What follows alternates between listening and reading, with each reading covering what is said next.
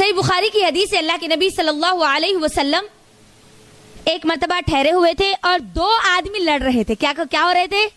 دو آدمی لڑ رہے تھے، گالی گلوچ کر رہے تھے، غصے میں آ رہے تھے ایک دوسرے پر. اور اللہ کے نبی صلی اللہ علیہ وسلم یہ پورا منظر دیکھ رہے تھے. دیکھ کر اللہ کے نبی صلی اللہ علیہ وسلم نے کہا کہ ان لوگوں میں سے ایک آدمی سے کہا، کیا میں تمہیں کوئی ایک ایسی کلا، ایسی بات نہ بتاؤں جس کی وجہ سے جو چیز تم محسوس کر رہا ہے اس کا اثر تیرے اندر سے ختم ہو جائے، یعنی تیرا غصہ ختم ہو جائے. تو اللہ کے نبی صلی اللہ علیہ وسلم نے کہا اعوذ باللہ من الشیطان الرجیم. یعنی جو غصہ ہے، غصہ ایک تو حدیث کے مطابق پاگل پن ہے اور دوسرا یہ شیطان کی طرف سے ہے. اسی لیے اللہ کے نبی نے کیا کہا؟ لا تغضب، غصہ نہ کرو. غصہ ہے تو کرنا کیا ہے وہ بولو؟ ہاں جی، پہلی چیز تو ہم کو اعوذ باللہ من الشیطان الرجیم کیا کرنا ہے؟ پڑھنا ہے. دوسری چیز کیا؟ اپنا منہ بند رکھنا ہے، کیونکہ غصے کی حالت میں انسان کیا بول دے اس کو اس کا احساس نہیں ہوتا، اور زبان سے نکلے ہوئے الفاظ ایک مرتبہ نکل جائے تو دوبارہ واپس نہیں آتے. اور مسنون طریقہ کیا ہے؟ اگر آپ ٹھہرے ہوئے ہیں تو بیٹھ جائے، بیٹھے ہوئے تو لیٹ جائے، ٹھیک ہے، پانی پی لے تاکہ. اور اعوذ باللہ من الشیطان الرجیم کیوں پڑھنے کے لیے بولا گیا ہوگا؟ شیطان ورغلاتا ہے بندے کو، اس کی جو دماغ، اس کی جو عقل ہے، اس کی عقل سے اس کو دور کر دیتا ہے غصے کی حالت میں. تو اس کی بہت بڑی فضیلت ہے یہ کہ جب بھی ہم کو ایسا لگے کہ ہمارے اندر تھوڑا سا بھی غصہ آئے، یعنی شیطان میرے اور آپ کے پاس ہونے کا احساس ہو، تو ہم فوری کیا پڑھ لے؟ اعوذ باللہ من الشیطان الرجیم. کیوں پڑھنا ہے؟ سوال یہ ہے کیوں پڑھنا ہے؟ اللہ تعالیٰ کیوں پڑھنے کے لیے بولے؟ میں اور آپ جب قرآن شروع کریں گے تو اللہ نے کیوں کہا مجھ کو اور آپ کو قرآن پڑھنے سے پہلے فاستعذ باللہ من الشیطان الرجیم؟ اوکے. اور ایک تو دشمن ہے، وسوسے ڈالتا، بھٹکاتا، اور بہت بڑی وجوہات ہے اس کی. اللہ نے یوں ہی نہیں کہہ دیا. اچھا ماشاءاللہ. اور چلے میں بتاتی ہوں. علماء اکرام کہتے ہیں کہ اس کی بہت ساری وجوہات ہو سکتی ہے، لیکن دو وجوہات سب سے اہم ہیں. دو وجوہات سب سے اہم ہے. یہ قرآن بہت افضل کتاب ہے اور اس کا پڑھنا بہت افضل عبادت ہے. اس کا پڑھنا، اس کا سننا، اس کا سمجھنا، اس کا سمجھانا بہت افضل عبادت ہے. اور جب بندہ قرآن پڑھتا ہے تو اللہ کی رحمت کے بہت قریب ہوتا ہے. بندہ کب قریب ہوتا ہے؟ جب بندہ قرآن پڑھتا ہے.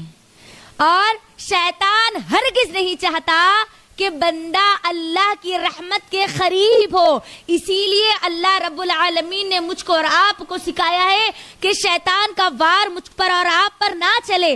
میں اور آپ اللہ کی رحمت سے محروم نہ ہو، کیونکہ شیطان اللہ کی رحمت سے محروم کر دیا گیا.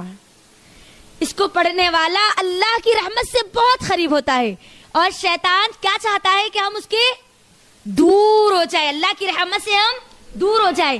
تو اللہ رب العالمین نے اعوذ باللہ من الشیطان الرجیم پڑھنا اسی لیے حکم دیا تاکہ بندہ اللہ کی رحمت سے محروم نہ ہو. یہ شیطان جو اس کو محروم کرنا چاہتا ہے نا، بندہ محروم نہ ہو سکے. پہلے اللہ کی پناہ میں آ جاؤ اس مردود سے جو تم کو دور کرنا چاہتا ہے. یہ پہلی حکمت. دوسری حکمت، یہ قرآن برکت کی کتاب تو ہے الحمدللہ، لیکن یہ ہدایت کی بھی کتاب ہے. اس کو ہدا کہا گیا نا. اچھا، اس کو ہدایت پڑھنے والے آج ہزاروں ہیں. اس پر کتنا بڑا ظلم ہے. دیکھو قرآن پر جو ہم ظلم کرتے ہیں وہ کیا ہے؟ پڑھا تو جاتا ہے لیکن سمجھا. کوئی ایسی کتاب نہیں ہے جس کے ساتھ یہ ظلم ہوتا ہے. اللہ مجھ کو اور آپ کو، میری اور آپ کی پوری نسلوں کو اس ظلم سے محفوظ رکھے، آمین. یہ ہدایت کی کتاب ہے. ہاں، آپ کو ثواب ملے گا، آپ کو اجر ملے گا، آپ کو نیکیاں ملے گی، آپ کو برکتیں ملے گی، اس کی تمام جتنے فائدے وہ پورے ملیں گے، لیکن اصل اس کا مقصد ہے ہدایت. ہم جب قرآن پڑھتے، دوسری جو خاص طور پر حکمت علماء بیان کرتے ہیں، اعوذ باللہ من الشیطان الرجیم قرآن پڑھنے سے پہلے مجھ کو اور آپ کو کیوں پڑھنی ہے؟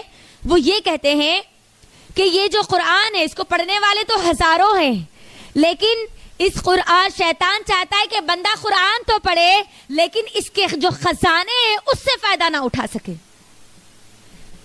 اور جب بندہ اعوذ باللہ من الشیطان الرجیم چھوڑ دیتا ہے تو قرآن تو پڑھتا ہے لیکن اس کو سمجھ نہیں پاتا.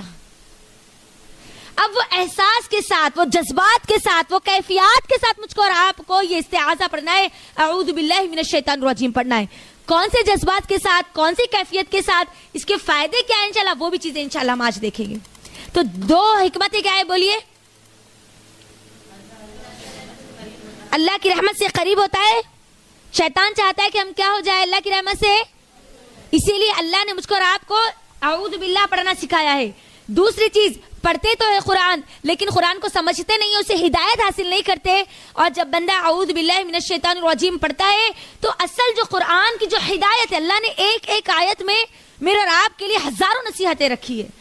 یہ قرآن ایک ایسا معجزہ ہے، قیامت تک جب تک جتنا زیادہ اس پر تدبر کیا جائے گا اتنی ہی زیادہ باتیں مجھ کو اور آپ کو ملے گی، اتنے خزانے میرے اور آپ کے ہاتھ لگیں گے.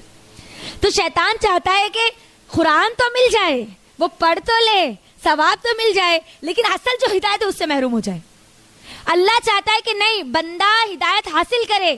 یہ جو شیطان جتنے چالاکیاں کرے گا، جتنے ہتھ کنڈے اپنائے گا، ہر ہتھ کنڈے کو توڑنے کے لیے اللہ نے مجھ کو اور آپ کو راستہ بتلا دیا کہ مجھ کو اور آپ کو کیا پڑھنا ہے، استعاذہ پڑھنا ہے.